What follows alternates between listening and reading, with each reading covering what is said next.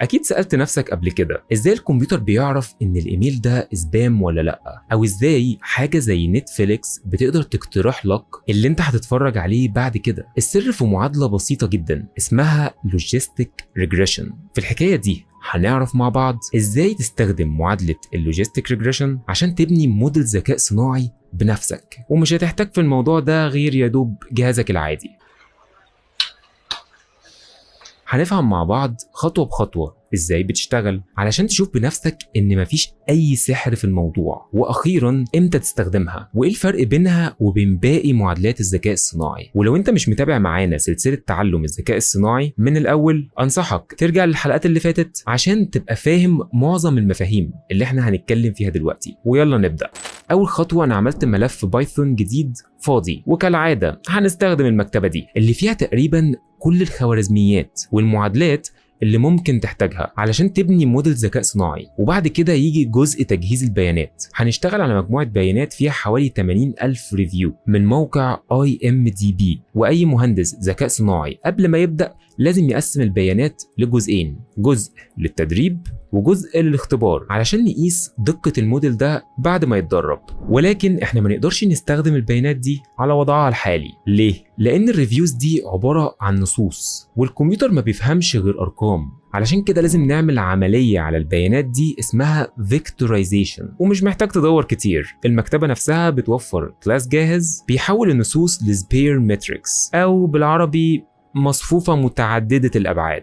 من الآخر أرقام يعني. دلوقتي بنختار الخوارزمية اللي هندرب بيها الموديل، وهي اللوجيستيك ريجريشن، ونبدأ عملية التدريب. بعد التدريب بندي للموديل الجزء الثاني من البيانات اللي هو جزء الاختبار، وده اللي بيورينا هل الموديل ده اتعلم صح من البيانات. ممكن تقول حاجة زي امتحان أو اختبار ليه علشان نقيس مدى دقته. ممكن بقى نسأل نفسنا، أنا كمبرمج بصمم ألعاب أو برامج أو ويب ابليكيشنز مثلا وخلافه، ازاي استفيد من الموديل ده؟ ببساطه بتعمل اكسبورت للموديل اللي انت دربته ده بعد عمليه التدريب بكل القيم اللي هو اتعلمها. بعدين تيجي في المشروع بتاعك وتقوم عامل له امبورت، وبتستخدمه على طول من غير ما تعيد عمليه التدريب تاني، لانها بتاخد وقت. هنلاحظ ان عمليه بناء موديل ذكاء صناعي بسيطه جدا من ناحيه الكود، ولكن التحدي الحقيقي في حاجتين: انك توفر بيانات وأجهزة إمكانياتها عالية مناسبة لعملية التدريب.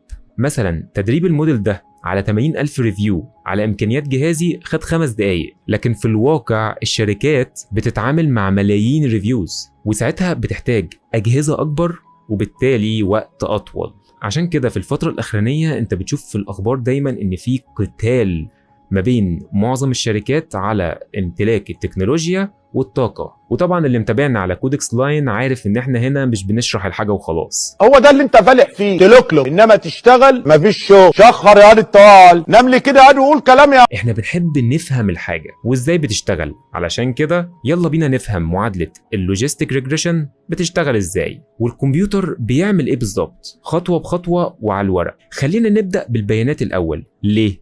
لان نوع البيانات والحاجة اللي عايزين نستنتجها هو اللي بيحدد انهي معادلة هنستخدمها في تدريب موديل الذكاء الصناعي. مثال بسيط، افترض ان عندي بيانات عن عدد ساعات المطر وبالمقابل احتمال حدوث سيول. لو جينا ومثلنا البيانات دي على محور احداثيات، هتلاحظ ان كل القيم محصورة ما بين الصفر وما بين الواحد. يبقى احنا محتاجين معادلة لو اديناها متغير او اكتر تدينا توقع محصور بين الصفر والواحد. طيب تعالوا نجرب اللينير ريجريشن. نديها عدد ساعات المطر بالاضافة تحط اي قيمة للويتس والباس الى الان، ولكن هنرجع للنقطة دي بعد كده. هتلاقي الناتج رقم كبير جدا اكبر من الواحد، وده معناه انها بتديك قيمة مش احتمال. لكن احنا في الحالة بتاعتنا دي عايزين احتمال، يعني لو القيمة قريبة من الصفر يبقى الحاجة دي مش هتحصل، وعلى العكس لو القيمة قريبة من الواحد يبقى الحاجة دي هتحصل. وهنا يجي دور معادلة السيجمويد.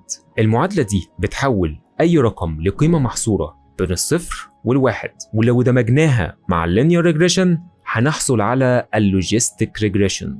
وطبعا لو عندنا أكتر من متغير بكل بساطة المعادلة بتكبر وبتقدر تاخد اي عدد من المتغيرات، ممكن يوصلوا لمليارات زي ما شفنا في مثال النص اللي احنا جربناه في الاول. دلوقتي يجي السؤال، ازاي اقدر اعرف افضل قيمه للويتس والبياس؟ النقطه اللي قلت لك هنتكلم فيها بعدين. في البدايه احنا بنديهم قيم عشوائيه، وبعدين بنستخدم اسلوب اسمه gradient descent، وده هنتكلم فيه في حكايه تانية بعدين بالتفصيل. الطريقه دي بتخلي الكمبيوتر يجرب البيانات مرة ورا التانية ويعدل القيم خطوة بخطوة لحد ما يوصل لأدق قيمة ممكنة. وفي الآخر لما بتعوض القيم دي في المعادلة هيبقى عندك موديل ذكاء صناعي انت اللي بنيته بإيدك وعلى الورق كمان. وبكده خلصت حكاية النهارده، ولو لسه ما اشتركتش في القناة يا ريت تشترك دلوقتي عشان يوصلك الحلقات أول بأول، وما تنساش اللايك الجميل لو عجبك الفيديو وعايزنا نكمل في السلسلة دي. ولو عندك أي اقتراحات أو أسئلة اكتبها لي في الكومنتات. ولحد هنا خلصت حكايتنا، واشوفكم في الحكاية اللي جاية على كودكس لاين، والسلام عليكم.